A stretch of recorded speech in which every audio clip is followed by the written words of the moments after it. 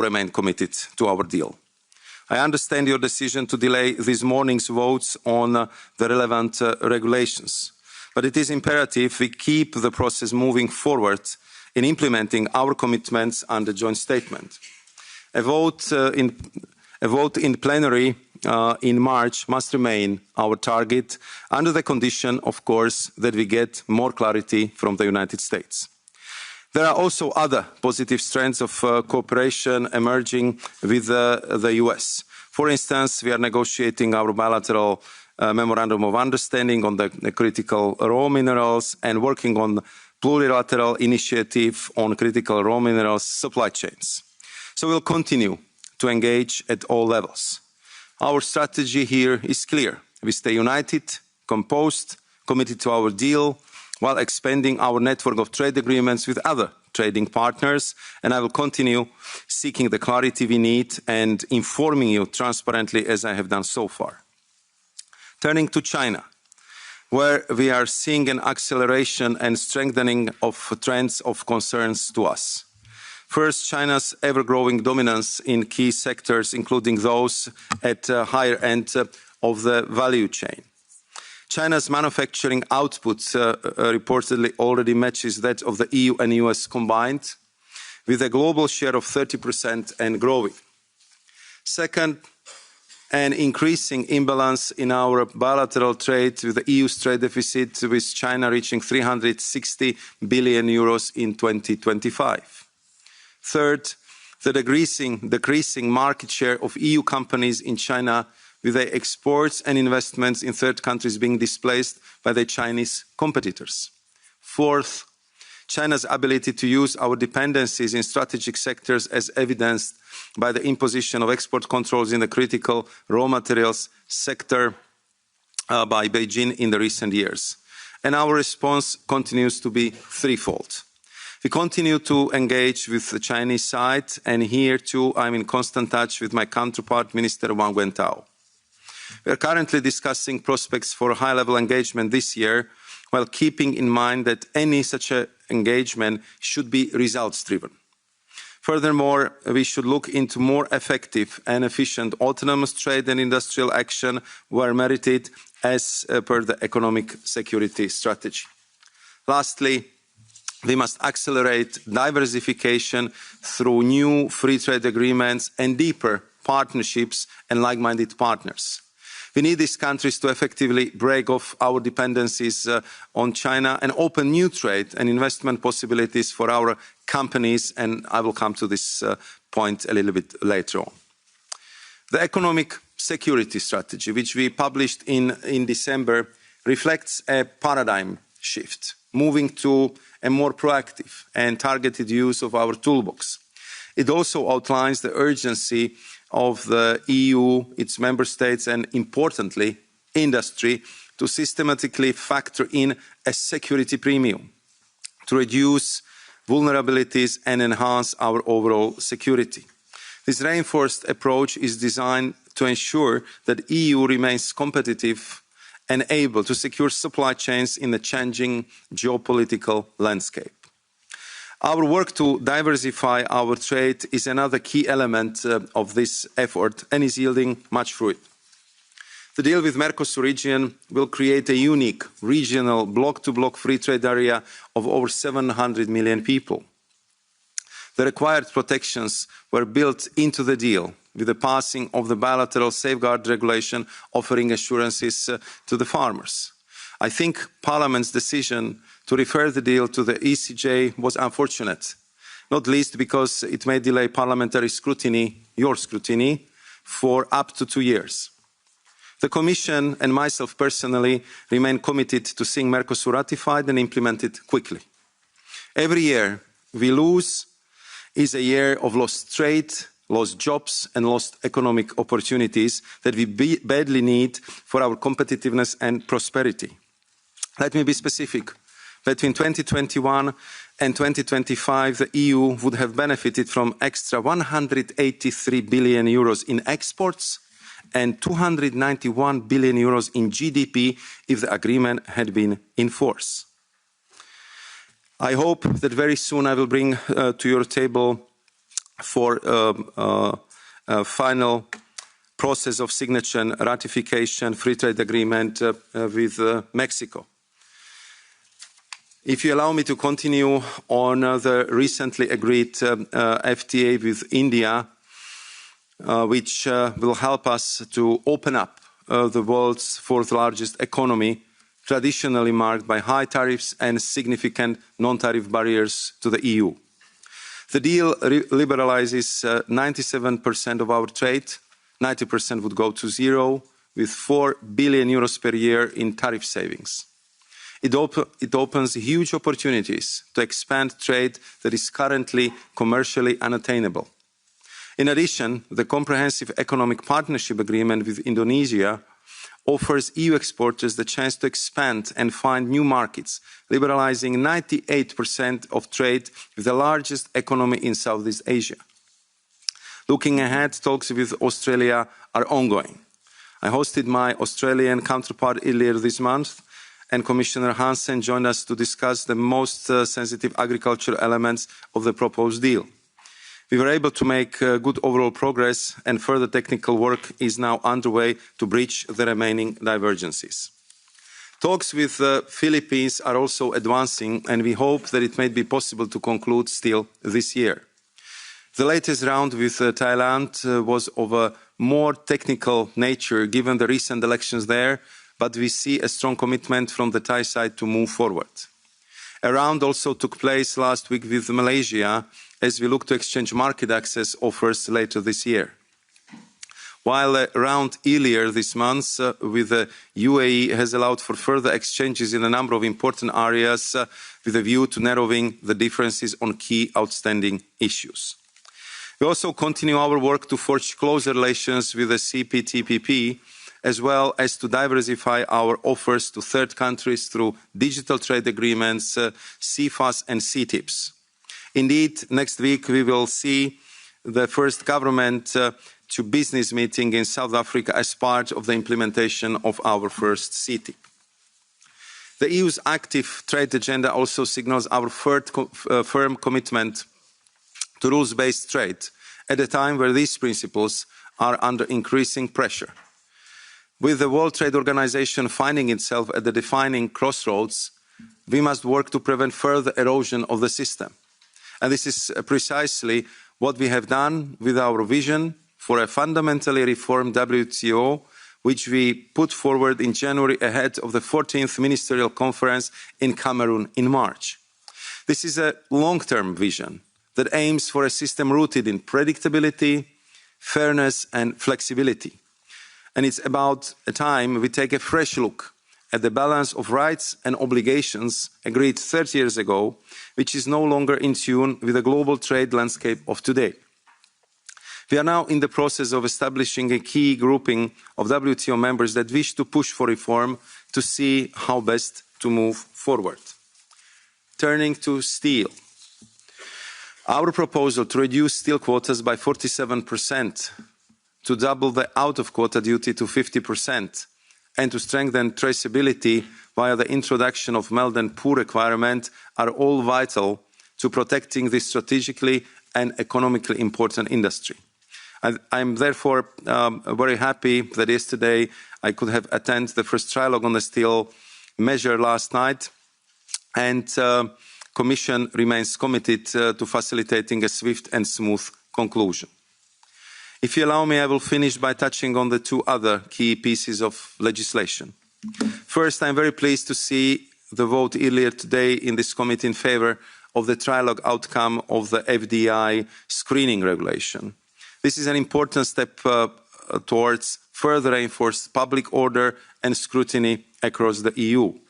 And similarly, after protracted negotiations, we should all celebrate the conclusion of the new GSP framework, which underpins our trading relations with 65 countries across the globe.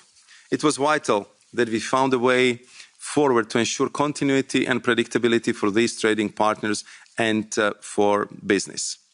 So, honourable members, as you can see, there is a lot happening in our joint work at the moment, and I am really grateful for the continuous cooperation on so many key files and for the permanent exchange of views, and for your support in what was indeed extremely intense year in the global trade policies, but also in a European trade offensive.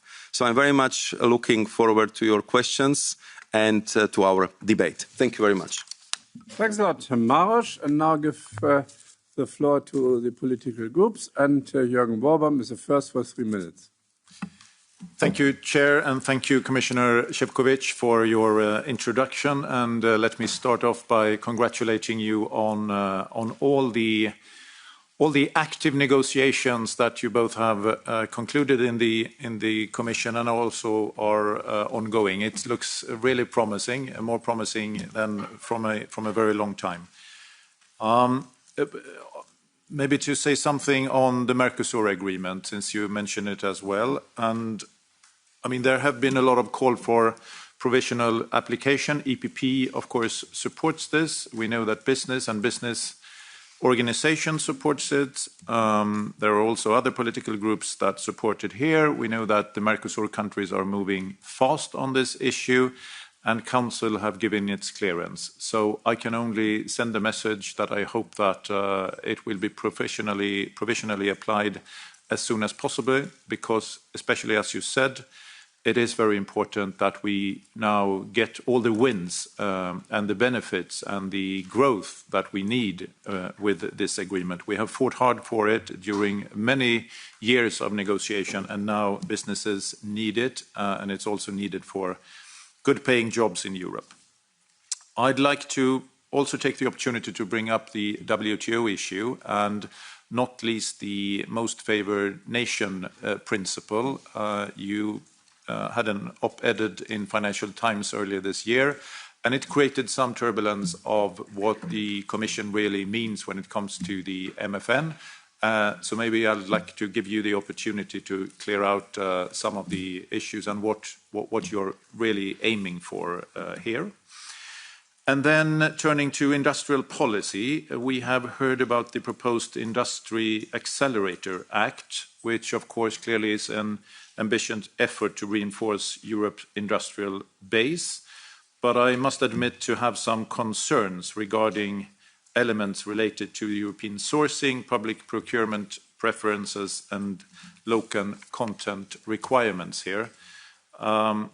My question is, how do we make sure that we find the right balance between, of course, strengthening Europe's industrial capacity, but also maintaining our openness? Our agenda has been openness and rules-based trade and making sure that we have that competition, that investment from other partners. And why should we switch our agenda now? It seems like we are adopting the agenda that some of our trading partners is doing, and I don't think we need to do that. Let's stay on track. Let's stay open for business and for more free trade agreements and more diversification. Thank you. Thanks a lot. Katrin van Bremt. Thank you very much. And happy to see you. I know you must be extremely busy, Maroš. And let me start by a very positive note. If I listen to you carefully and everything that's in the pipeline, everything that has been done and everything that's in the pipeline, both on economic security, where we start to work in the Parliament as of yesterday with the report of the rapporteur, but also mainly, of course, the advancements in the FTAs. Let me mention India. You know, India. It's not. If you look to the trade agreement with India, it's not the top-notch. Indonesia is, but it's an opportunity, and you see, we need to grasp that, and I think you will find a lot of support in my political group there to advance, and I hope you come quickly with these agreements, because we are eager to work on them, and it's I know you agree. And it's not easy to get your administration maybe fast enough, but it's extremely important if we have an agreement that it comes fast to the Parliament. Then we shouldn't do what we have done with Mercosur, but let's not go there. But I do have to switch to the United States, of course. It's the event of not the day, not the week, not the month, but of the last year, and it will be the event of the coming year. And I think we are a little bit in a different mood there. And I understand that you have to defend it, but I do want to explain as well where we are as a political group and how we look at it. We were not happy with the agreement at all from the start. We said it's not an equilibrium. The one has 15% and we lowered to 0%. Because they threatened more than 20%, we didn't think it was a good deal. We were ready to work on that. And our rapporteur, who's also a chair, did an extremely tough job, and he had an extremely tough result, mainly on steel and aluminium, where we from the start said, you remember, a few days after Turnberry, they already violated the deal, already violated the deal. After that, other violations came. And you have to understand how we feel about it. When he started violating the deal by threatening with tariffs on Greenland, we said, this is it. And now here we are with the court. And one of the arguments of the Commission, I really want you to comment on that. One of the arguments of the Commission was, no, this is a good deal because we have the 15% and nobody else in the world has it because they have 15 or more on top of the WTO normal agreements. So that gives us that advantage, and because of that advantage, we go to the 0%, and we also promise them to do this and that. That's no longer the case, Maroš. There is no advancement anymore. There is no advantage anymore. It's all a level playing field. Maybe that's the good news. It's all a level playing field. So actually, we don't have to go to 0%. And I don't think we want to. What we ask you is to go back to the negotiating table and make a real good deal, or a deal where we have respect for one another. Last point, and then I finalize on China, because what we should really be working on, and you mentioned this, is of course China, because the threat coming from over there is real. And so my question is, you said I'm in constant touch and we're dealing and wheeling. When will we deliver on what? When we will deliver on what when it comes to agreements with China? Thanks a lot. Inigo. Thank you, Mr. Chairman. I will speak in Hungarian, so if you don't mind. Thank you. Tisztelt elnök úr, tisztelt biztos. Mr. Commissioner, Mr. Chair, thank you for being here. These are not simple times we are living. It's not business as usual in trade policy either. Let me start with Mercosur. This is something that has been causing us a lot of headaches. The Commission, if they had acted differently 5 years ago or 6 years ago, then the situation would be very different. However, we are where we are. It's a fact. Now, I would like to ask the Commission to be the guardian of the treaties, not only in theory, but also in practice. And the treaties tell us how international agreements must be strengthened, fortified. The Commission should negotiate based on the mandate it receives from the Council, and the Member States accept that with a qualified majority, and then the European Parliament must reinforce the agreement. And I would like to ask, and with all due respect, that this is something the European Commission should comply with as the guardian of the treaties. And if this European Parliament, with a majority, requests a legal position from the European Court, then the Commission should wait for the result of that procedure. That is the minimum. That in any decent legal community, that's how you should act. Now, there are interesting things in the Commission. The Cyprus presidency did not put to the vote an already prepared proposal because some member states exerted pressure on them. And even though there was an agreement in Council, the case did not go forward. I think that is a major political faux pas. It's an error. It's a mistake. And there are ways around for the Commission. It has the authorization to do this. We would like to ask Commission not to use these workarounds because that will upset the decent cooperation between the institutions laid down in the treaties. My second comment on the agreement with the US. Our companies, sooner or later, will need legal certainty. They will need to know what they will be facing. I understand there is a sense of urgency that the Commission is facing. What we should see the figures, we should see the numbers. We don't know what the numbers tell us. We don't know what percentages of tariffs will be on anything, any product. And I would like to ask the Commissioner to fight for Europe, including your Vice Commissioners. And in some other issues, I feel the Commission is trying to be acting more rationally and is giving up on some issues that have been causing undue delays. And this seems to be a more pragmatic issue. Thank you for that. And please confirm that trading policy from now will be about trading and less about green and other agendas that are not part of the trade policy of the EU, because you have to create opportunities for our companies. For you, it's Karin Karlsruhe. Thank you, Chair, and thank you, Maroš, for being here with us today. Today, we mark 4 years of the full-scale invasion of Ukraine, and we have to ask ourselves, have we done everything possible to stop Putin's war machine? Have we done everything we can to support Ukraine? Unfortunately, the answer is no. Trade is both an economic lifeline for the war-torn Ukrainian economy and one of our most important tools for speeding up Ukraine's integration into the EU. Initially, the EU did the right thing. We introduced full tariff-free access for Ukraine through the autonomous trade measures. Since last summer, however, we have gone completely in the wrong direction. First, we removed the ATM regime and worsened Ukraine's access to the EU market for agricultural products. Then we promised that Ukraine would be able to trade steel tariff-free, something we are now in the process of taking away through the new steel tariffs. Let us stop that.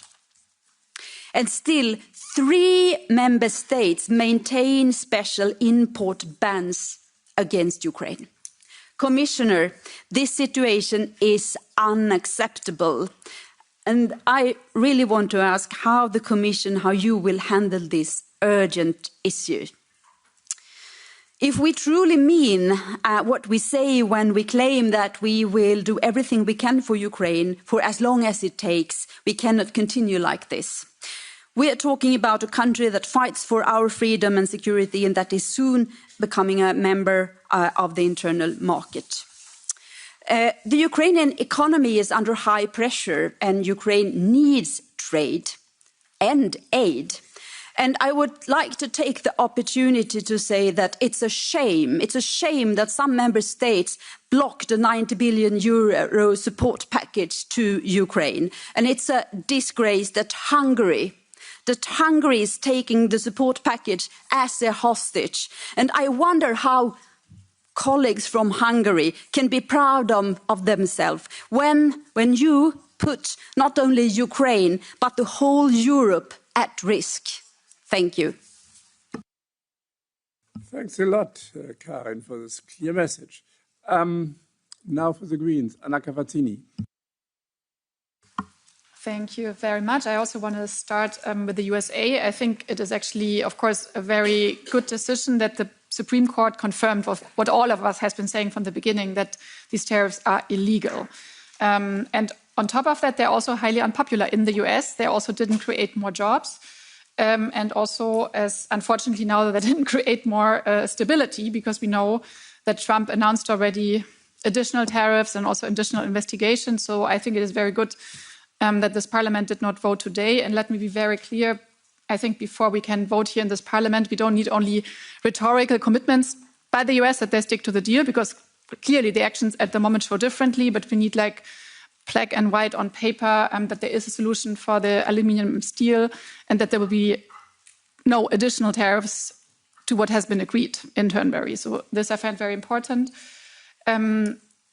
Secondly, I also want to actually touch upon the Ukraine, but in relation to investment policy, because we have seen that there is a lot of cases or threats of cases when actually we apply sanctions on the basis of old ISDS treaties that are still in place by some of the member states. And we all know, and we have a very common approach here in this European Parliament, the Commission has a very good approach saying that with the grandfathering regulation and also with our new rules, the member states should actually renegotiate or terminate the old bits. And again, we see how dangerous they are because we are threatened now by Russia for our sanction policy. This is outrageous. So I wonder what the Commission is now doing to have real action vis-à-vis the member states and make sure that these old BITs are either getting renegotiated or terminated. And then I have a last question on the India FTA. Probably you can say a little bit more on the sustainability parts, because my feeling is they're very, very weak. But I read in the Q&A of the Commission, I mean, we have not seen the text yet, that there is an additional climate agreement. Probably you can, or like a climate MOU, whatever, you can elaborate a little bit of what that is. And the last question on India, can you make sure that India will be still possible to produce generics? Because we know it is of utmost importance for any country in the global south, for African countries to get access to this medicine. Otherwise, we will have a huge health crisis. And this is for me, one of the most important topics. Thanks. Thanks, Manon, for the left. Thanks, Mr. Commissioner. I'm going to speak in French. I don't know how fluent your French is, but feel free to listen to the interpretation. Merci, Monsieur le Commissaire. Thank you, Commissioner, for being with us here today. I'd like to start with a question that is quite simple. And I think I've asked you this question already. So I'd like to have a clear answer. Are you not trying to get rid of the Parliament? I'm asking that because you have tried to get around national parliaments when it comes to free trade agreements such as Mercosur, and now you're trying to get around our European Parliament when it comes to adopting this free trade agreement, which is the worst possible free trade agreement signed by the European Union, and it's going to involve many tons of beef and chicken, and nobody here has voted for this agreement. So what kind of democracy can this be? Worse than that, there was a vote in Parliament. It was a vote to go to the Court of Justice of the European Union, and they intervened a couple of weeks ago. And so I think that your stubborn approach with regard to this agreement is a double mistake. First of all, it's a political mistake, and it's the first time that we've had this type of FTA implemented without any vote from any parliament, but it's also a legal mistake. And I know that often you attach a lot of value to these European agreements for reasons such as austerity, but there is a rule, a page looking at rules, and so I'm going to read part of that out. Article 218 of the Treaty of the Function of the European Union is very clear with regard to this procedure here and the obligation of involving the European Parliament at all levels. Quite clearly you haven't respected that rule because you were really confirming the provisional application of this agreement without our European Parliament having had its say on the subject. And that very same Article 218 confirms the capacity of the European Parliament to go to the Court of Justice. Now, once the Court of Justice has actually been handed the file, and that if they decide that the Mercosur agreement is incompatible with the European treaties, how are you going to justify the provisional implementation, not only without the vote of our Parliament, but also with regard to a part of an agreement that is not legal? Now, I'd also like to remind my colleagues here, now how indeed can you be satisfied that we have this type of agreement without us having had our say? You might agree with me or not, but at least we have this right, a democratic right. And I'd like to just finish up with regard to the agreement with the United States. Now, maybe I didn't hear properly. We've just received a great slap in the face from the United States with the court now in the United States having said that this is an illegal agreement. And so you say now, no, we're going to implement it anyway. Donald Trump has slapped us in the face and you're actually turned the cheek so he can slap the other cheek. Now, I think that what we want here is you want to have an FTA with Australia, Philippines, Mexico, whatever. And you're never questioning the FTA with Israel. And so I think, Commissioner, that beyond political agreements that we might have, and there are many of them, but what is really difficult for us to accept is the whole business about the variability of the rules that you apply. Dear colleagues, we invited also the chairs of committees which are also related to trade policy, and luckily the Agriculture Committee is here with us with the Vice Chair, Norbert Linz, and I give him the floor for 3 minutes. Yes, dear Chairman, dear Commissioner, we all recognize the indispensability of international trade, especially since the EU is a major world exporter and notably a major exporter of agricultural products. However, we must admit that EU trade policy is also a matter of concerns for the farming community. This fear seems well funded because production conditions and costs in parts of the world cannot be compared to those in the EU. Competition is sometimes distorted. The agriculture sector has also been severely affected by the upheavals caused by Russia's invasion of Ukraine, and it's now impacted by the US trade war. Under these circumstances, EU trade policy attracts criticism, in particular from farmers. It is sometimes seen as not defending their interests.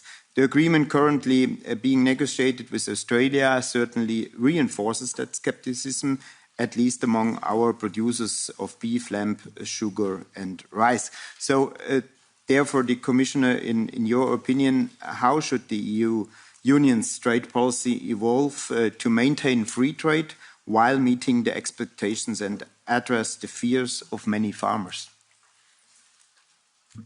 Thanks a lot, and Maroš, from my side, 4 points. First, of course, I have a different view regarding the United States and the breaking of the agreement. For me, it's clear that the United States have broken the agreement several times. Some weeks after the deal of Scotland, they introduced the lifting from 15 to 50% of the so-called derivatives. And this is harming, day by day, small and medium-sized enterprises in Europe. And I can invite you, come to this company and explain to the people there that they are losing their jobs because they are not able to export to the United States anymore. And we have the Greenland issue, and then now we have tariffs, which are much higher than the 15%. For cheese, for example, it's not 15 anymore, it's now 30%. So, totally different view. My question is then, of course, Maroš, you mentioned there will be some clarification, and so, in my point of view, at the moment, there's no guarantee.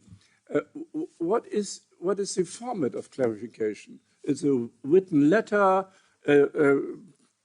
post from the president on through social. What is the clarification? And when will it come? So this is important for us. Second point on Mercosur. Argentina will finalize the work on Friday, likely. And they will notify it next week. So what will we do? What would you like me to do? I would like to go for a provisional application, no doubt about.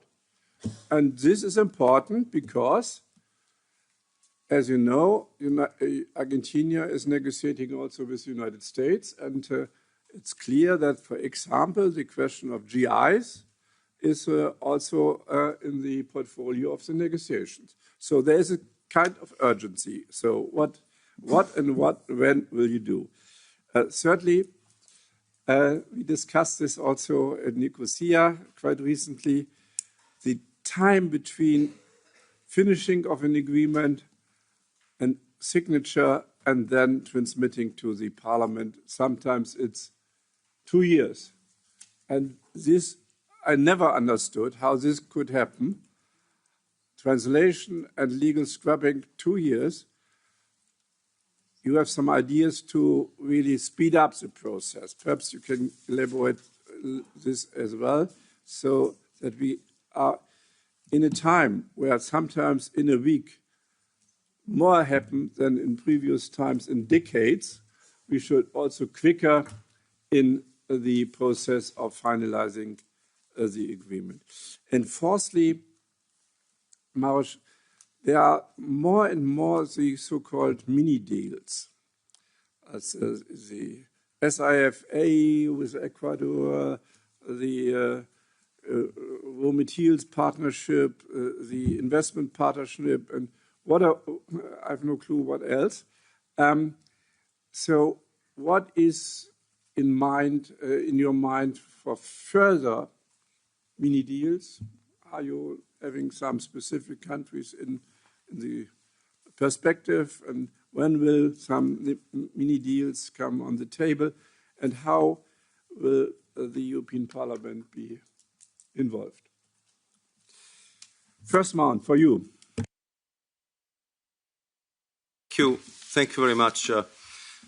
Question is where to start. If I should go in the orders the questions been presented, I'll try to group them. So let me maybe start with Mercosur, because it was the first question asked by Mr. Warborn, and I would say Madame Van Brandt, Madame Dury, bien sûr, Madame Aubry raised this question, as well as Chairman of the Agri Committee, Mr.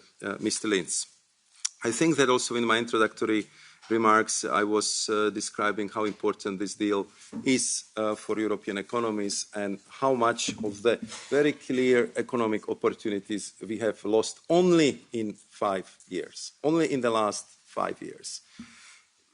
I'm sure that several of you visited Mercosur countries, and I believe that you would agree with me when I will be describing to you cultural proximity, but I will be describing to you strong historic ties, and also wish of these countries to work as closely as possible with us. On top of it, huge complementarity of our economies, where we see that what we export they actually need, and because we've been simply not there present enough, they're getting it now from China, slowly reducing our share on the market. And on top of it, they have what we need: critical raw minerals, and of course the access to the big market. So I think that let's not dwell on the past, but there was a lot of missed opportunities in the past, and we should have done this deal years ago. And we would not lose the 10% of our exports to China as we did, because we didn't have the free trade agreement. So what we are doing right now is that we are actually catching up. But the good thing is that all our projections, if the Mercosur deal is in place, that by 2032 we'll be back in the situation we had 10 years ago. We can get back our share, we can consolidate our investments, we can start completely new chapter in cooperation in the critical raw minerals, and simply open new opportunities. On most of the products where Europe is very strong in exporting, from machinery down to agri-food exports, the tariffs being more than 35%, and they will go to zero. Only on tariffs, our exporters will save 4 billion euros a year. That's a lot of money, especially in these days. Not talking about simplification of the trade, not talking about all the guarantees which the investors are getting through this agreement, and not only talking about the fact, which I believe it will be very important for our farmers, is protection of our GIs. Mr. Lange, you are absolutely right. The United States do not like our GI system, and of course they are questioning it, and they are talking to our free trade agreement partners and having question about the GI protection. And therefore, I think that we should kind of positively respond to the fact that all Mercosur countries, despite the tough time we really gave them over the last 2 years, stop and go, very tough safeguards. If it comes to agriculture, really very strict quotas, full respect of our food and safety standards. And then, of course, that we thought that we would be able to conclude in December, and we needed a couple of more weeks to do that. So they really demonstrated strong willingness to work with us as a strategic, real partner, and I think that we should clearly respect it. Indeed, Argentina most probably will be the first one to conclude the ratification. Other Mercosur countries are coming next, and therefore we are, of course, reflecting how to proceed. I disagree with some of you who said that we are depriving the European Parliament of the vote. No, it was not us who sent it to the European Court of Justice. You could have voted on this agreement. You decided to send it to the European Court of Justice, which I fully respect. I fully respect it's your right, but I believe that you will get the answers which you already got in the case of Singapore, because the questions are very similar. So it's kind of delaying tactics which might delay the ratification by the 2 years, and I honestly think that in this case it would be very unfortunate to pile other hundreds of billions of euros of the lost opportunities. Therefore, we are consulting with the member states, we are consulting with the members of the European Parliament. Thank you very much, Chairman Lange, for a very clear statement. And I just would like to say that when Mercosur countries are ready, we will be ready as well. But let's continue these consultations with member states, with you. But I think we cannot let this chance to slip through our fingers anymore. Then, if it comes to second question of Mr. Barb on WTO and MFN principles, indeed, the article in Financial Times brought attention to our submission. It was our intention because we wanted to start honest debate about what we need to change in the WTO. There was a lot of questions about China. There was a lot of questions about how we use our trade defense instrument. And of course, there is one underlying cause for most of it. And these are global overcapacities. These are unfair trade policies. These are state subsidies. These are different non-transparent interventions from the state level, and of course it has dramatic impact on the trade. So the MFN agreed 30 years ago, based on the principles that we are open because you are open, and we will be trading on the level playing field conditions, is not there anymore. So we just want to start the discussion. How can we actually balance these rights and obligations with a new reality? That if you are not a fair trader in all the aspects, what kind of impact it might have on the fair agreements? Madam Carsborough was referring to our safeguards on steel. I can tell you that for me as a trade commissioner, this is pretty difficult, that when we have an issue with overcapacity, if we want to respect the WTO, and we have to go through erga omnes principle. So even the countries who are not causing the underlying problems of the overcapacity has to be kind of hit by our measures in the same way as anyone else. That's the WTO approach if you want to respect international law, which is paramount for us. Therefore, we just want to put this issue on the table. I know that we will not be able to solve it in Cameroon, but I think that if we start to honestly discuss this issue, how to bring the balance in the global trade, how to bring more fairness in the WTO mechanism, I think that is very important. And I would say, speaking about the balance, the same applies to Industrial Accelerator Act, where we are currently discussing within Commission how to find the proper balance in making sure that we can protect the European industry from unfair competition, how we can make sure that European public money will be there first and foremost to support the European projects and how to respect our international obligations and how also to protect our coveted relationships with our free trade agreement partners. That's the balance we are seeking, and that's on what we are working in the European Commission.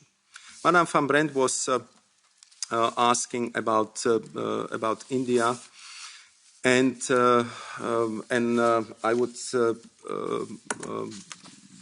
appreciate I would appreciate also your comment, which was very much and very well seconded by Mr. Lange, on how long will it take us to approve all these agreements. And I can tell you that it was not only Nicosia, I also presented in the official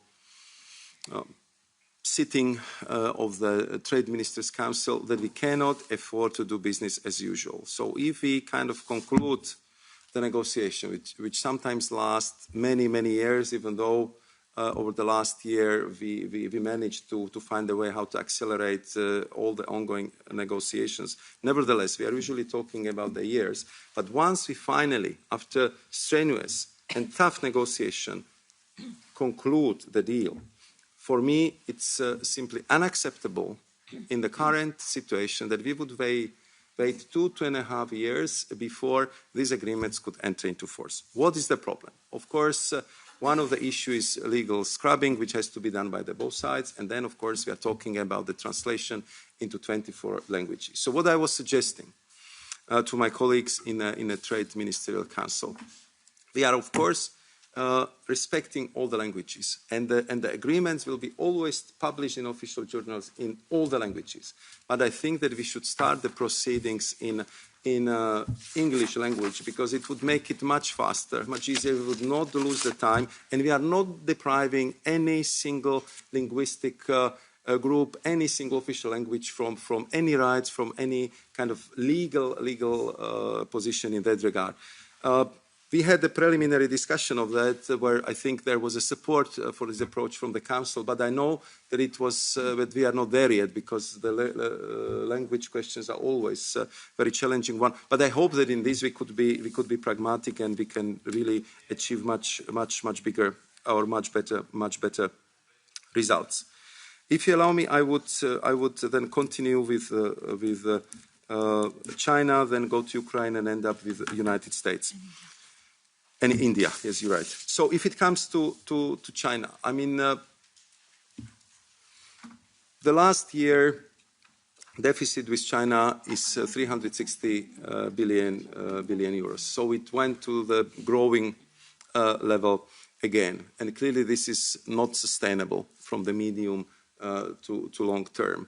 And we are also faced with different figures, even from official sources like IMF, which actually presented a study that 4% of the Chinese GDP is used for different kind of state subsidies or state support for export promotion.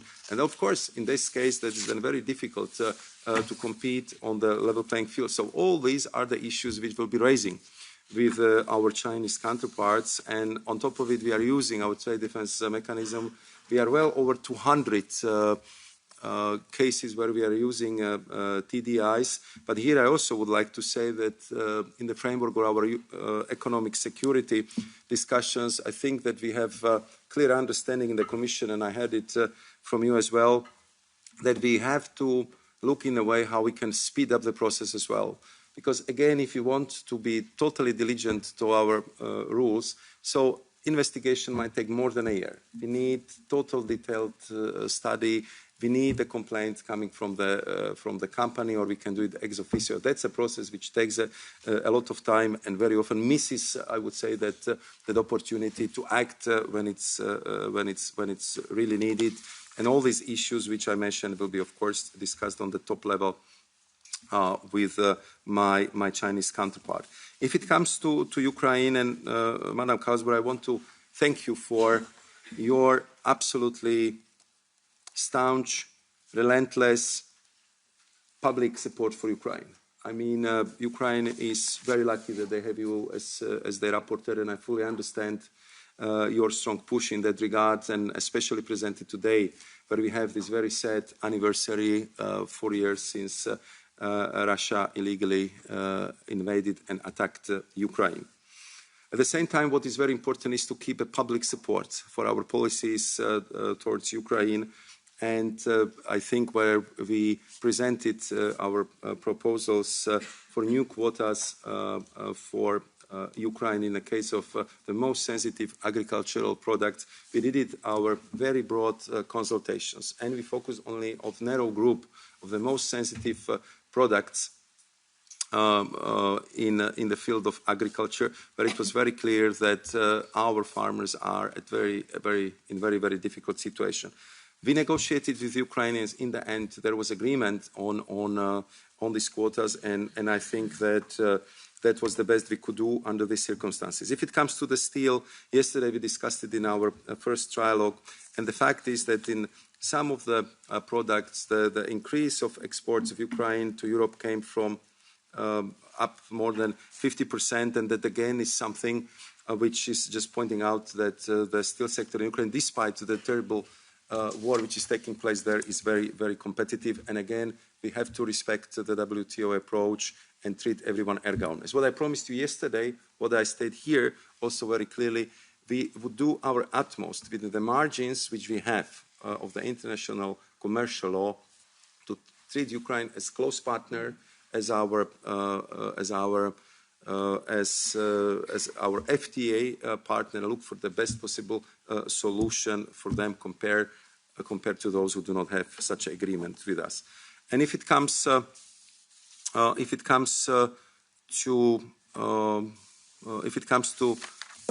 United States of America, which was the question raised by several of you, I know that many of you didn't like the deal, but to be honest, I never heard any alternative solution from your side. What was the choice? To have this deal or to go to the trade war in August? Would you be praising me if I would tell you in August that, okay, negotiations failed, we are entering the trade war? Would you be happy if you would see that factories are closed, jobs are lost, and we have a dramatic turn for worse in our relationship with the United States? You are criticizing this deal, and I understand that it's absolutely right. But look also at the numbers. If you look at the numbers, our exports to US actually increased over the last year. If you talk to many of the industries, they prefer this solution than the trade war.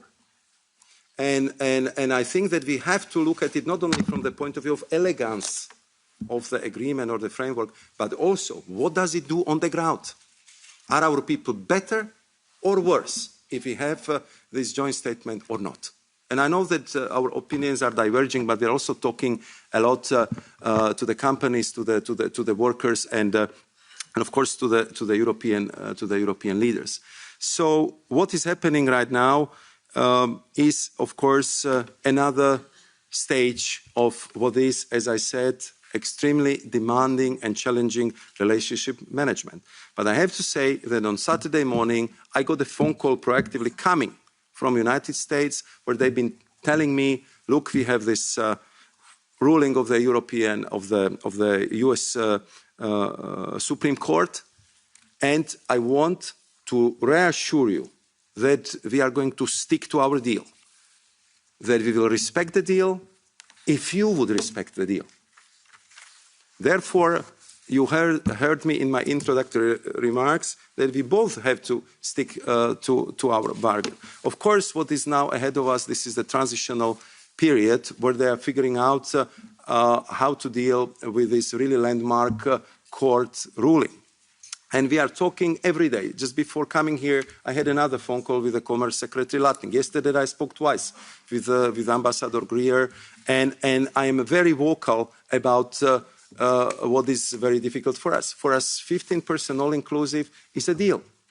And I know that 10 plus more than 5% is outside of the deal.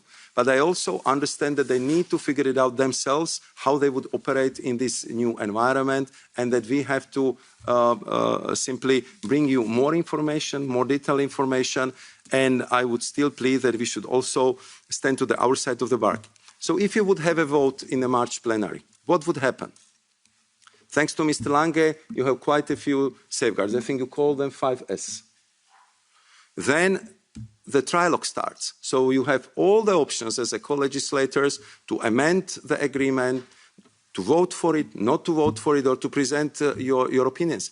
And I'm just pleading with you, let's go to that stage. And by then, I believe we would have more information about the derivatives, because I got the reassurances from our US colleagues that they know that this is a big problem for us, and that they are looking into this matter, and hopefully we will be having a better news in that regard rather soon. But I think that we should approach this from this angle. I also have to say that the picture is not black and white. When we had the crisis with the legacy chips last autumn, I was speaking with Scott Bessent 3 times a day until the problem was solved. And I was asking him, once you will be talking to your Chinese counterparts, bear in mind that in this one, the supply chains are transatlantic. And they did it. We had 2 very important sessions on the critical raw minerals, on our bilateral agreement, on the plurilateral agreement, where we want to break the dependencies on monopolistic suppliers. So, I mean, it's not only about, I would say, the one aspect, but we have to look at it in all general aspects. I'm not going to elaborate on geopolitics. On India and the question of Madame Cavazzini, and Madame Cavazzini also had a question on investments. So on India agreement, I think you're absolutely right that when we had the summit in India, the free trade agreement was a very important element of it, but there was also the discussion on EU-India strategic agenda, cooperation in defense, but also cooperation in the environment, and we established, based on the Memorandum of Understanding, EU-India platform for cooperation and support on climate action. And this platform will be launched in the first half of this year, and that is why you have seen an announcement of 500 million euros in EU support over the next 2 years in the press release for India's efforts to reduce greenhouse gas emission. So this is the initiative which I think we should welcome, and it would definitely help to promote even further cooperation on climate actions between India and the EU. On generics, promoting the access to the medicine is important, and of course we are very attentive to it. And we have agreed with India to include the same level of protection of regulatory data as a TRIPS agreement. And this provision aims to incentivize innovators of medicine to invest in research and innovation. And on top of it, our FTA also contains an explicit recognition of the Doha Declaration on the public health to ensure that the TRIPS flexibilities can be fully used by both parties. And if you allow me the last point, which is very technical but very important as well, you would understand that it's difficult to comment on the position of individual member states, but the Commission clearly expects that our member states will continue the close coordination with the Commission services regarding the bilateral investment treaties with the Russian Federation and the Republic of Belarus, with a view to bringing them in line with the Union's investment protection policies. In the meantime, the EU sanctions regime includes measures introduced to add extra procedural safeguards against any damages claims and arbitration, such as those based on EU member states' bilateral investment treaties with the Russian Federation. And therefore, regarding the complaints, the responsible Commission services will provide an assessment and reply accordingly. Of course, it's very difficult to prejudge the outcome of such an assessment, but then you see the process is ongoing. And Mr. Chair, last point, because this agriculture was mentioned so many times, and I think that Mr. Linz already left, but I still would like to make one very important point, because I spent quite some time with our farmers, and I believe that it will mutually very enriching discussions. So one point which I shared with them is that European Union is agri-food export superpower. Nobody exports more food products than us. It's 235 billion only in the last year. And on top of it, we are very good at that. Our surplus is 64 billion euros only for 2025. When I was talking to Mr. Corman, the head of Irish Farmers Association, he proudly told me that 5 million of people is producing proteins for more than 40 million people. I think he later corrected himself that it's 50 million by now. So I think that if you look at that, what is very important is to create this new market access for our agri-food producers, because there has to be demand for this production. And if there is a demand for this production, these 3 million jobs which depend on the agri-food exports will be preserved. So therefore, I hope that we will also look at it from this perspective, and therefore I appreciate and always accept the discussion on these topics with the farmer associations and with the agri-food industry. Thank you very much, Mr. Chair. Thanks a lot, Maroš. Second round. This time I will start with, again, the United States. So the alternative, trade war or deal, is not our alternative. We always said, regardless if we like or not like the deal, we are sticking to the deal. And I guess also our American friends can look to the compromise amendments we worked out after a long process with different political groups. And these compromise amendments, you mentioned the 5S, so everybody can look to that, is in the frame of the deal. We're sticking to the deal. And we hope that the United States is also sticking to the deal. That's a question. They are doing it not. They are breaking the deal. And yeah, you mentioned you hope that we have better news. Hope is good. But security is better. And if you can guarantee something, I would really accept it. But at the moment, of course, I'm also an optimistic man, no doubt about it. I'm from the north of Germany. We are all optimistic people because of the storms and the wind and so on. We have to be. But just to have hope is not sufficient. And secondly, you mentioned there need time to figure out how much time. What is the time limit to that? And secondly, you missed my question. What the next mini deals will be? I have it. Okay. So, 2 minutes. Barry is the first. Thank you, Chair.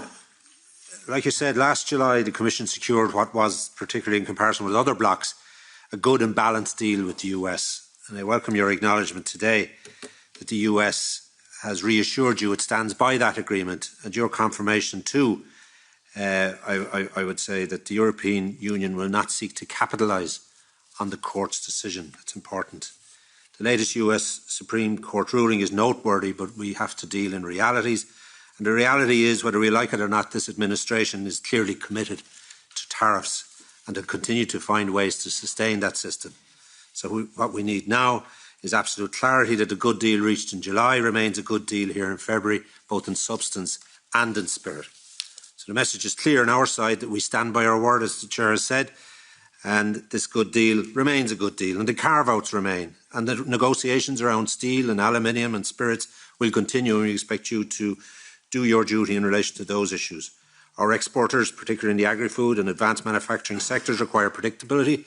They cannot invest on or trade on the basis of rolling legal improvisation, and a rules-based EU-US partnership must rest on clarity and mutual confidence. So, crucially, in light of your stated intention for the Parliament to vote on the deal next month, and I would agree and propose that we do so, and I acknowledge what you've said in relation to the opportunities that exist for members of the Parliament, for their representatives, who can, during trilogue, may fulfil other thresholds of certainty that they require in order to proceed with the Turnberry Agreement, which, as I said, is a deal that we can stand over, and in comparison to other blocs throughout the world, notwithstanding the improved figures that you referred to in relation to our exports only signify that, and we move ahead at pace, therefore, as a result of same.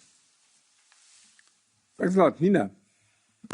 Thank you, Chair, and thank you, Commissioner, for joining us today. I appreciate your time and keeping this committee informed and our members. I would like to start off with the UK. Could you give us an update on the progress of the SPS negotiations, specifically on the timelines, whether there's a timeline for concluding, and is there any stumbling blocks appearing? Getting agri-food deal with the UK over the line will be a huge step for cutting red tape for Irish farmers who were most acutely impacted by Brexit. And secondly, a specific issue on EU steel safeguard measures. And it was raised with me last week during my constituency visit to County Meath. A number of companies who rely on specific, unique, pre-coated steel coil from South Korea have raised an issue of lack of EU alternatives and the potential knock-on impact this has for Ireland's infrastructure delivery and plans there. And if some of the proposals around the quotas and tariffs are implemented, knowing already demand for the product is already above the quota. For me, this is a clear competitiveness issue. So can you outline whether exemptions will be considered where specific steel products are not available within the EU market? Thank you. Thanks a lot. Julio. Thank you very much, Chairman, and Commissioner, thank you very much for this dialogue, which reflects indeed the tons of volatility that we have now in the world of trade. European trade offensive, you said, and I support very much such kind of an offensive. And since it is global, I would like to take you to the part of the world that you didn't touch responding to questions, namely ASEAN. And I would be very curious to know what is happening with Indonesia documents, when we get them. Are they coming soon? And I hope they are coming very soon to approval, since this process of, I hope it will be not many months from now, the famous process of legal scrubbing and translation and so on, because we have been visiting, this committee has visited our ASEAN trading partners last year and this year, and I think that it is a self-enforcing phenomenon there. So ASEAN members are looking one to the other, and I think that also Philippines could come this year, at least the signature, of course.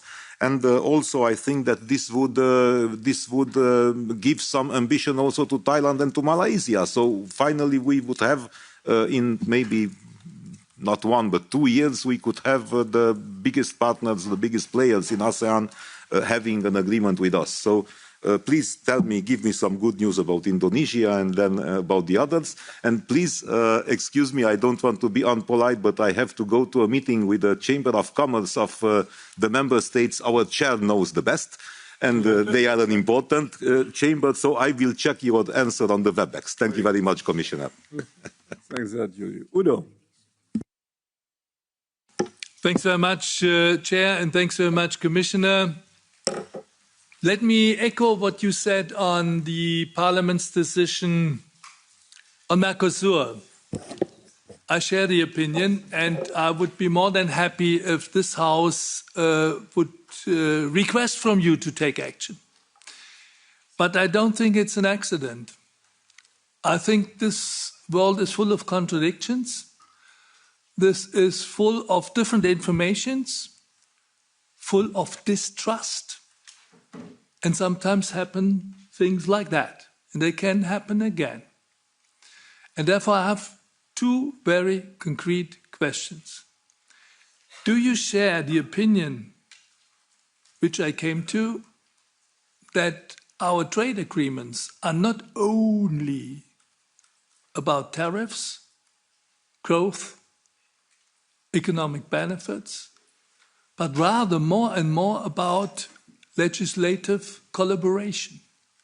Because by doing so, we open corridors with like-minded partners to negotiate something which is more than positive in a totally chaotic world, to bring back reliability and the rule of law into trade relationships. If you agree to that, could you secondly provide this committee with an overview in which and to what degrees in which our collaborations, whether that is trade agreements or whether that is investment, the mini deals, like in South Africa, which was very successful, to what degree and in which way we open this door for legislative collaboration so that we can build on that and pursue this avenue of collaboration on equal footing.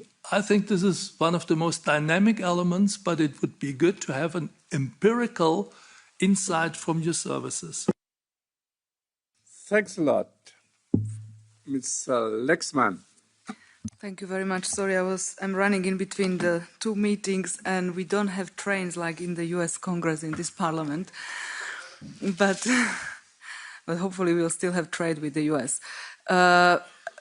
First of all, thank you very much that the Indian deal with India is not including agriculture, because I think we are avoiding a big problem which we have with Mercosur, and I believe that it's very important that the future deals will more focus on issues which are of mutual benefit, because otherwise we can end up in a problem like we did with Mercosur. But three quick questions. I'm not sure if there are quick answers. First of all, combustion engines. There is this revision. We are not very happy with the revision proposal of the Commission, or at least in my group. And I'm thinking if we will now, it will take too long time, that we will not be able to stop the influx of the Chinese electric vehicles into our market and protect our companies. So what do we do there? Because I believe that the result of the revision of the combustion engine, the ban of combustion engine, is still a very long process which enables China to influence our markets. Second, the Chinese export control of critical raw materials. We have legislation access to critical raw materials. How successful we are to invest and help companies which invest in critical raw materials to mine and process. And second, there was a meeting for all partners in the transatlantic world in the Washington DC 2 weeks ago on access to critical raw materials. If there is any results for the EU and any cooperations which we build in this result. And the third question is when it comes to the Goshen investment in Slovakia to build electric batteries, because now we have this environmental issue with Samsung batteries, lithium batteries in Hungary, and we do know that the Goshen factory did not provide proper information for the environmental impact assessment. They were practically lying on the chemicals and amounts of the chemicals. And I'm wondering if the Commission is following this process, because we might end up in another environmental catastrophe in Slovakia. Thank you. Thanks a lot. Gabriel. Thank you, Chair. In Spanish, I'm very brief. Gracias, Comisario. Thank you, Commissioner. I fully share your comments on Mercosur and the importance of it. The European Parliament, from my point of view, made a serious mistake in renouncing its prerogatives and leaving decision-making up to judicial bodies, which are removed from the political decision-making. It's curious, as you say. But in this case, at least we've decided that at least temporarily someone else will be making that decision. I was going to ask you whether the Commission, in parallel with that mandate, will apply this provisionally. And if I were asked what the Chair asked you, I would also say I'd apply it immediately. But I would also say we would apply it when the Mercosur states are prepared for it. My question then would be, if we're going to wait to apply provisional measures until everyone is prepared and has notified their ratification instruments, or would it be possible to apply it gradually, given that some member states are much further along than others? Thank you. Wow. Vielen Dank, Vorsitzender Lange. Thank you, Commissioner Šefčovič. Wow, deeply impressed. Commissioner Šefčovič, questions on three topics. First one, US tariffs. You'll need the crystal ball for this one. what do you think President Trump will do next? This is my attempt to try to provide President Lange with a clarity and assurance that he needs. Because one thing is sure, he will not remain with the solution that he has now, because what the Supreme Court outlawed last week was the tariffs imposed through IEMPA. The other ones don't allow them the discrimination that he needs. The Section 122 measures are across the board. The biggest beneficiaries of the change at the moment are Brazil and China, which are two of the countries he wants to hurt the most. So he'll do something else.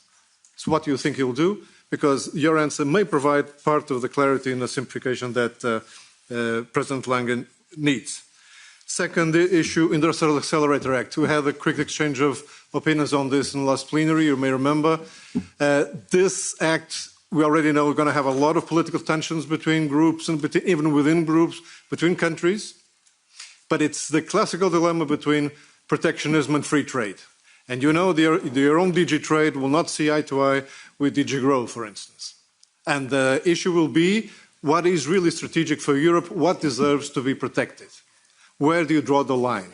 And even if it's a very difficult political question, the answer is technical, I'm sorry to say.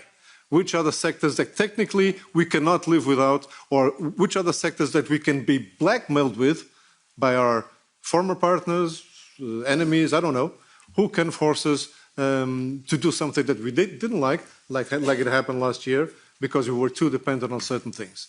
Where are we going to draw the line? What is the political process? Third topic, Mercosur, not on just a provisional application. I urge you, the Commission, to do that. Mr. Lomberg was very, very clear about that. I second his words. I'm going to do something, it's a pity Madame Aubry is not here yet, because her outburst forces me to have my own outburst. Because provisional application, I'm not going to discuss the deal itself, but the provisional application, those who are against the provisional application, the only arguments they use are formal or legalistic arguments. It's the treaties, it's the role of Parliament, it's the procedures.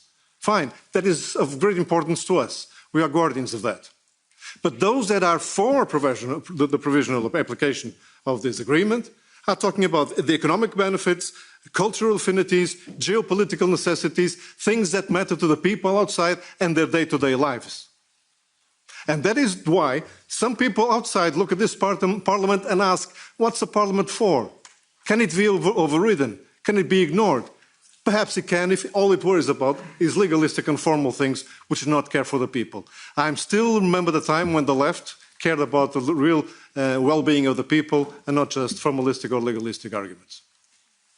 I think that, Nico, you want to come in again? Yes, thank you, because Madame Karsbo was really very harsh and very seriously attacking my country, Hungary, and including Hungarian MEP, so I have to answer and clarify just the facts, Karin, just the facts. So how the story started, in January, the Druzhba pipeline was injured by the Russians and repaired. So oil supplies delivery could have started. But Ukraine is not doing it. And let me quote that for Ukraine, it is not optional. They have legal obligation to supply. I'm quoting the EU-Ukraine Association Agreement. It's Article 276, Paragraph 1, Subparagraph B1. Each party shall ensure that transmission system operators take the necessary measures to expeditiously restore the normal operation of such transit or transport which has been accidentally interrupted, reduced or stopped. There is a clear legal obligation. But we are pleading the Commission for weeks now to mediate and to ask Ukraine to fulfill its international obligations. So you forget how the entire story started. And the Commission is not doing it. That's our problem. Somehow we had to react because the consequences in Hungary would be extremely difficult. Soaring energy prices even more.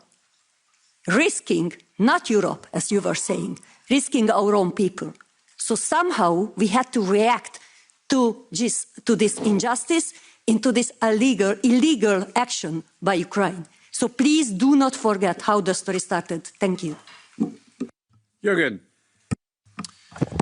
Thank you. Since we are since we are marking the very unfortunate 4-year anniversary of Russia's illegal and full-scale invasion of Ukraine, I'd like to bring back the topic on the steel file, since you also mentioned you had trialogues yesterday on this one. Less than a year ago, the Parliament adopted a position, or together with the other EU institution, giving Ukraine preferential treatment for the steel. That was something that should be valid up until 2028. But with the steel file, the proposal from the Commission is to take that back. And this is what we also have voted for in the committee. And I think it is a bit unfortunate, and I'm just raising this because I think in the trialogue it will be important for all institutions that are now negotiating to take into consideration that we did not have a plenary mandate when this went to trialogue. It was only in committee level. And I think there are quite a number of MEPs that think this is problematic. First, we gave Ukraine a preferential treatment so that we can support them in the war against Russia. And now, less than a year ago, we are taking that back. I think that is problematic from a moral basis, and I hope that this can be changed in the trialogues so that when we vote it in the plenary, there will be a very strong support for the steel measures. Thank you. Thanks a lot. Anna. Dziękuję, panie przewodniczący. Thank you, Mr. Chairman. Thank you, Commissioner, for all the information provided. I would like to ask 3 questions. The first thing on the Mercosur deal. I would like Mr. Commissioner to explain us one thing. When one Mercosur member states, let's say Argentina, ratifies this deal on Friday and notifies the EU about it, then the decision of the European Council of the 9th of January is going to be published in the official journal of the EU. When can we expect that this agreement will provisionally enter into force? Is the vacatio legis a deadline of 2 months? Does it apply? The second question is about Australia. When do you intend to finalize the agreement, and what are the quotas, in particular on the beef and sugar? And my third question is on Ukraine. Poland has introduced an embargo on the import of food and agriculture products from Ukraine. So if the EU cannot defend member states against unfair export from Ukraine, then the member states have to do it, because the Polish farmers are unable to compete on unfair rules against the Ukrainian farmers. Thank you. Thanks a lot. And Anna, again. As I spoke already, I will be very brief. Colleagues, and also you yourself, Commissioner, have already mentioned the Industry Accelerator Act. Let me just add my opinion or my perspective on it. I know why there is, of course, also hesitations, and there can also be a backlash. I completely get it. But I would also say, if I look at our economic security, and we discussed this yesterday here in this committee, and also, the behavior of some of the global competitors like China, I think we have no other choice in also making sure that we create and boost demand for some of our industries in Europe, and not let highly subsidized, highly overcapacity products basically ruin all of our companies. So I think I get your hesitations, but I would say it is really important that we also really speed up our European demand, and think this is one of the most important tools we have. Thanks. Thanks a lot. So I have no further request. Woody. Yes, thank you, Chairman. I will speak in Dutch. Commissaris Šefčovič, de eigen diplomatieke... Commissioner Šefčovič, the EU's own diplomatic service has said that the new Israeli measures in the West Bank clearly violate international law. A lot of experts have said that this is a de facto annexation of large parts of Zone C. The opinion from the Court of Justice says that the Israeli occupation is illegal and affirms that third countries, including the EU, have a legal obligation not to have any economic or commercial ties that would allow Israel to maintain its illegal presence. Each time the EU simply reacts with declarations and letters, that is not going to make Israel change direction just because of articles in the press. We have rules that unfortunately are not being properly applied, so I wanted to ask some questions. When will the Commission have specific measures, and when will they act to stop these violations of international law? Will the Commission be proposing measures to stop trade with the illegal settlements? If that is not the case, on which basis can the Commission argue that its current policy is in conformity with international law, especially if we look at the International Court of Justice ruling from July 2024? Does the Commissioner not think this is a hypocritical system when it comes to only applying international law for certain countries? Does this not weaken the credibility of the EU and the economic security agenda? We had Russia annex Crimea in 2012. At that time, all trade with the occupied territory of Crimea was stopped. So we should also stop trade with the illegal settlements. Maroš, 23 minutes to answer. Very generous, Mr. Chair. Very, very generous. So I will start with the answer which I forgot to provide you with in the previous round concerning mini deals. First, what was the reason and what was the purpose? I mean, we've been discussing in the first part of our discussion that to negotiate a free trade agreement is enormous effort, and it takes sometimes a very long time. And I think we have agreements which, like Mercosur, will be negotiated more than 10 years. I think we started with GCC countries 32 years ago. So it's not something what is happening overnight.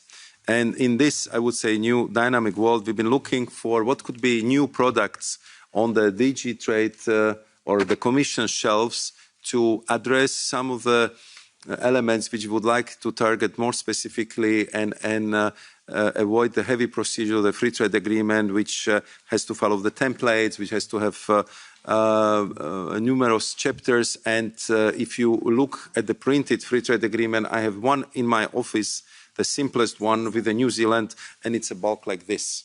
So therefore, I think that what we intend to do with this CEFA and CTIP agreements is to kind of be much faster on the ground and to offer the better possibilities for structured cooperations with the country, and it was very much welcome. I was negotiating the CTIP agreement with South Africa. There are much thinner documents. They're very much focused on the concrete areas of cooperation, and we, of course, always like to bring it, if possible, down to the level of the projects. So that was, I think, the purpose of concrete CTIP. And I know that, for example, Vietnam, despite the fact that we already have the free trade agreement with them, they're also interested in CTIP because it has a specific nature for the project support. If it comes to CEFA, this is sustainability in investment facilitation agreements. I think we started with Africa. I think Angola was the first one, if I recall correctly. Now we recently concluded the negotiations with Ecuador, and when I had the Ecuadorian foreign and trade ministers in my office. They very much appreciated that we decided to go in this way, because they knew that also from the point of view of administrative capacity and complexity of the negotiations, this is much easier for them to reconnect. What we would like to do next is that if it comes to CFAs, there is a strong interest from Egypt to have an agreement of that sort. So we are kind of pointing out and scoping what should be, I would say, the parameters of this agreement. And of course, we continue to keep Parliament informed about all these developments. Maybe we can discuss bilaterally what would be the best way how to proceed. Should we inform you on a, let's say, regular basis if there is some kind of developments, or to go, I don't know, in some kind of concrete questions which might come from your Parliament. So there is absolutely no problem to share with you all the information and process in the negotiations, and also agenda for the future, because we do this because it's simpler, it's faster, and it's very much welcomed by our partners. And we want to be present in Latin America, in Africa, in Asia, and sometimes to go through the whole FTA process as you discuss here. It's very complex process. So let's discuss further how to increase the parliamentary scrutiny here. We're absolutely fine with that. Then I think that there have been questions from Mr. Mato and Madam Brilka on Mercosur and the legal possibilities of provisional applications. I very much appreciate also this debate, because it already gives me the sense where lie the majorities, what are the opinions in the European Parliament, and I am of course gathering the same, I would say, intentions and from the Council. So legally, what is possible is that indeed we can provisionally apply the Mercosur agreement from the first ratification with Argentina, which would be like happening probably already this week or next week. But in that case, what we would need to do, the European Union and Mercosur countries, would be to finalize the technical regulations and adaptations to this provisional application only to one country of Mercosur. And until we would be done with that, I think that other Mercosur countries will also ratify. So these are, I would say, the questions we are currently looking at, because we want to see what is the timeline in ratification processes in the Mercosur country, and what would be the most efficient and fair way how to proceed. But we are looking at that. But as I said, we still need to complete the political assessment and deliberations how to proceed in that regard. That, I think, I got the question on Australia. I am just looking where it was coming from, but nevertheless, the most important, I would say, is the question. So on Australia, this is, I would say, again, country with whom we cannot be more aligned from the perspective of respect for the values, geopolitics, and complementarity of our economies, language proximity, and you name it. And also, I would say, this mutual feeling that we need to do much more together, particularly in this very difficult geopolitical time. So I was very happy that after the meetings which we had in Melbourne, in Australia, where I have to say that it was New Zealand and Australia who invited us as partners to the CPTPP. It was under the Australian presidency, where they proposed it to the partners. I'm talking about 12 countries of CPTPP, and they've been extremely helpful in making this happen and creating this partnership which EU and CPTPP countries represent today. We are talking about 30% of the global GDP and 40% of the global trade. So if this group works together, it has a huge impact on WTO processes, on how the trading is done, how the global supply chains are formed, and on top of it, Australians, they have all the critical raw minerals we need. They need investments, expertise, cooperation, offtake agreement, and so on and so forth. So it's really a lot to do. Of course, we are fully aware of the sensitivities of agriculture in these regards. Therefore, when my counterpart, Senator and Foreign Trade Minister Don Farrell was here, I believe that we closed on most of the, I would say, industrial parts. But of course, the agriculture part is always very, very sensitive, as we have seen also in this afternoon's discussion. And therefore, we need to continue our discussions and negotiations, and we are talking on technical level. We will again resume with the Minister Farrell, and I hope that we will be able to land this, because I think it would be good news for both Australia and European Union. Then if it comes to the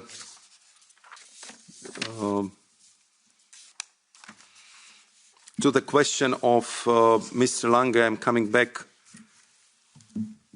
on US. So what would be the time of the transition? So what we hear from our American counterparts is that, of course, the transitional time is very clearly framed by maximum 150 days, because this is how long this so-called universal tariffs could be applied based on the article or section 122. So within this time, we should have definitely much more clarity. When I was talking to my counterparts yesterday, today, they believe that it could happen even in a shorter period of time, 3-4 months, and they're of course going through the whole process of revising the whole system. So I think the court ruling happened on Friday. Today we are on Tuesday, so I understand that this requires some time, but the communication between us is a very intense, and it will continue. It will continue like that also in the future. I mean, if it comes to questions of Mr. Cohen, who was also referring to US, I very much appreciate your statement on the fact, which we also put in official communication of the Commission. The deal is a deal. That's our firm line in that regard. And to get there, we went through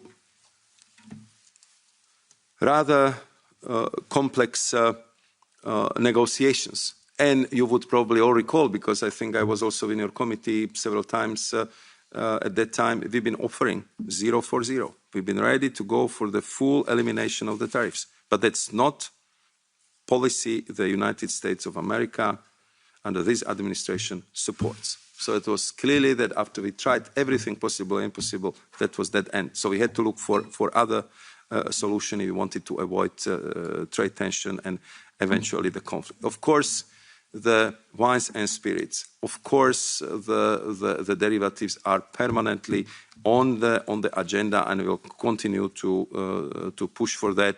What I just would like to avoid is to kind of create pretext for some in US to say, look, I mean, you are not living up to your commitments. Why you are pushing us to live to our commitments? I think that we just simply have to be kind of fair to meeting the bargain on the both sides. Madam Carberry was asking about UK. Yesterday we had another session with Nick Thomas-Simons, who is minister responsible for the relationship with the European Union. I have to say it's a pleasure to work with Nick, and I saw how his political steer helped to resolve many issues from the sensitive areas like citizens' rights. We are not 100% satisfied, but the progress under his leadership and steer in that regard is very much welcome, and I believe that first and foremost the beneficiaries are the European citizens who are living in UK and who are the right benefactors of the withdrawal agreement. And he's bringing the same energy to what we would like to see as 3 deliverables for the summit, which now most probably would be organized at the beginning of July. And of course, what would be the best way forward if we can have indeed agreement on SPS, if we can have agreement of linking our ETS systems, and what is very important for you and for 20 plus member states, to have a solution for the youth experience where we have to find the way from our side to address the tuition questions, and from their side, I know the possibility for young Britons to work in the European Union. So these are, I would say, the three fundamental questions.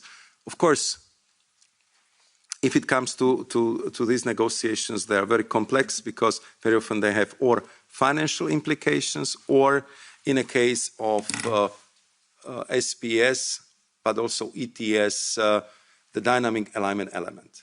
I very much appreciate that the UK side is not kind of disputing this approach, but they're also bringing to the table the sectors which they believe could be exempted or not covered by these agreements, and this is what we are discussing. And of course, more you go into the detail, more complex it is, and therefore we agreed with Minister Nick Thomas-Simons that we would be in bi-weekly contacts just to provide the political steer, so we can have, I would say, these three important agreements, which would clearly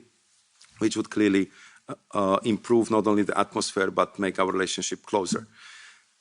You know that I was working a lot on the Northern Ireland Protocol, and when we've been discussing the steel, I think one very important element to say there is that we would respect the Northern Ireland Protocol and we find a solution for the steel sector which would fully respect all the specificities of the economy of the island, and we are working on that with also our Irish and our British colleagues.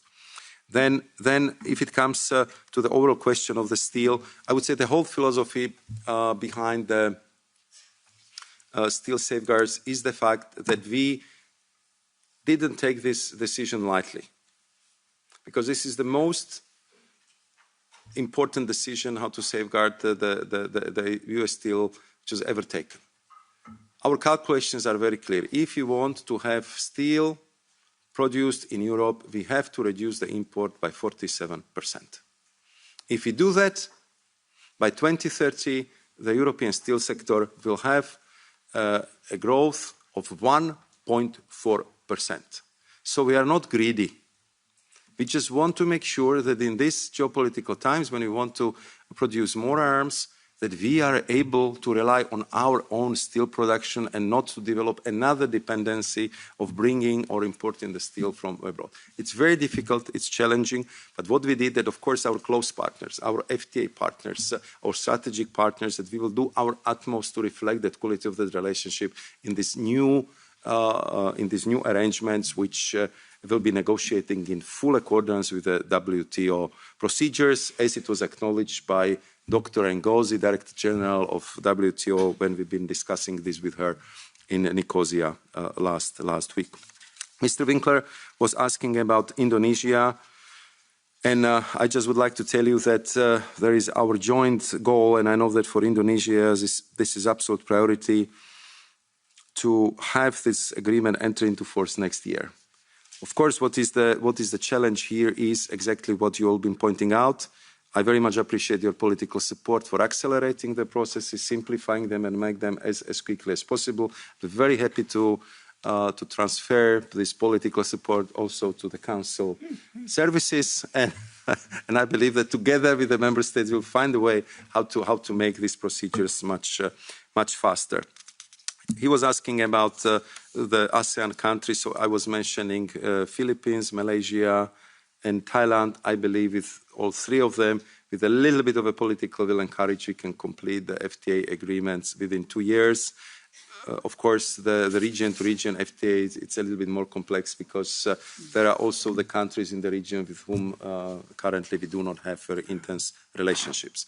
So then if it comes to Mr. Bullman's question about the legal cooperation, I think here we would be very happy to discuss this with you, because I believe that FTA, as you rightly point out, it's not only about the market access. I think we made it, sometimes I say, a little bit more complicated for us, because we put a lot of emphasis on respect for human rights, respect for climate policies, respect for Paris agreements, and many of them we want to have essential elements in our agreements. But it has much more than these elements in it because it gets the countries closer.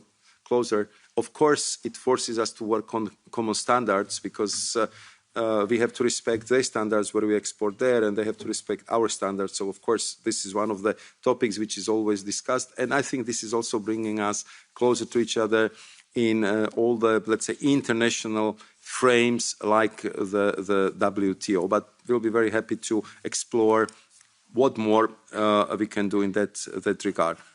Madam Lexman was asking about India and saying that agriculture is not included. I would disagree a little bit because the agri-food products are included. We just avoided sensitive commodities and sensitive products. And I think that was the crucial step which was taken at the beginning of the year because it allowed us to kind of focus on what is essential and to, let's say, not to create the bad blood on the commodities where we knew that it would be almost impossible to proceed. And in that, everyone is very happy with that solution.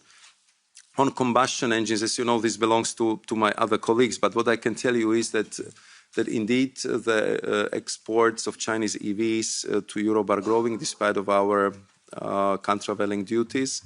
And we are now monitoring very closely the increase of plug-in hybrids, Chinese vehicles, and that's another area which we would need to discuss among ourselves, but also with our Chinese partners. And on the MOUs between EU and US, so there are two tracks which are happening right now. First one, there is a discussion of MOU between EU and US on the cooperation in the field of critical minerals. This is headed by the State Department in US, and my colleague Stefan Sejourne was representing Commission in that discussion. And then there is this plurilateral agreement, which I would describe as a G7 plus. Under plus, I mean India, I mean Australia, and there are I think Korea and other countries, where we are discussing how to increase the demand in our markets in a way that it cannot be kind of fluctuated by another big actor. So we are discussing price floors, offtake agreements, and other mechanisms we can use to simply stabilize the prices. Information on Goshen factory, if it's kind of being studied by the Commission, I do not have that information. I can ask and provide you with. Mr. Kotrim de Figueiro was asking about IAA. Here, I think the work really continues because this is again, I would say, absolutely new approach to how to promote the strategic sectors of the European industry. We are clearly working very hard to find that appropriate balance, but it's very clear that we want to respect our international commitments, and when any measures would be proposed, that they have to be based on the robust economic analysis. And I can assure you that for me, it's very important that after we invested so much efforts in having these FTAs, I would like them to be fully respected also by these proposals, and this is what we are working on. I think that these been, I would say, the questions. I think Mr. Rudi Kennis was asking about the question about Israel. Here, I can only respond to explain that our association agreement with Israel does not cover settlement because they are not part of the Israel territory, according to our law, which we fully respect. And banning trade with settlement would require adoption of the restrictive measures through CFSP sanctions, which requires unanimity. And you know how the situation in the Council is in that regard, and therefore I think the measures which we have been taking on some of the union programs, being the measures which we could take on our own, and we did what was, I would say, the most appropriate at the time. Dear Chair, you've been very generous with me. You give me 2 minutes more. I really appreciate it. But I would like to thank you for the opportunity not only to answer, but also to listen to the points of view and the questions of your members. Thank you. Thanks a lot, Maroš. Thanks a lot for being here for 2 hours and have this discussion and stay in contact. Thanks a lot.